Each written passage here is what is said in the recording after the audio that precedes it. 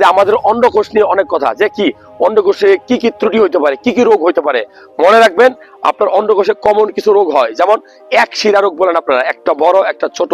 আবার অনেক সময় দাঁড়াই আছেন, কোনো কাজ করতে গেলে আপনার অন্ডকোষ ঝুলে যায়, মানে বড় হয়, ব্যথা করে, চিনচিন করে, ওই যে যেগুলো ভেন ফুলে যায়, মানে আপনারা বলেন যে রক্তটা ফুলে যায়, আসলে এটাকে বলা হয় ভেরিকোসেলি।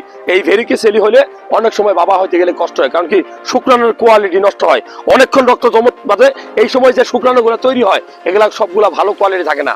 এই জন্য অন্ডকোষে অনেক সময় অর্কাইটিস হয়। অর্কাইটিসটা কি, অন্ডকোষ ফুলে যাবে, লাল হবে, প্রচন্ড ব্যথা হবে, জ্বর আসতে পারে, এটাকে বলে অর্কাইটিস। অর্কাইটিস হলে কিন্তু বাবা হওয়ার জন্য কষ্ট হয়। যাই হোক, আপনার অন্ডকোষে একটু হাত দিয়ে দেখেন, এতটা লজ্জার কিছু নাই, কারণ এটা আপনার দামি সম্পদ। আপনি বিয়ে করবেন, আপনি বেবি জন্ম না দিতে পারলে, সন্তানের বাবা না হইতে পারলে পৃথিবীতে আপনার সাথে বড় দুঃখী আর কেউ হবে না। সো আপনার অন্ডকোষটা ভালো আছে কিনা জানতে হলে আপনি অবশ্যই আল্ট্রাসোনোগ্রাম অফ স্ক্রুটাম উইথ টেস্টিস আমরা করতে বলি, অর্থাৎ একটা মাত্র টেস্ট করলে আপনি বুঝবেন আপনার অন্ডকোষে কোনো ত্রুটি আছে কিনা। সো যারা ভিডিও দেখছেন, ভিডিওগুলো ভালো লাগলে শেয়ার করে দিবেন।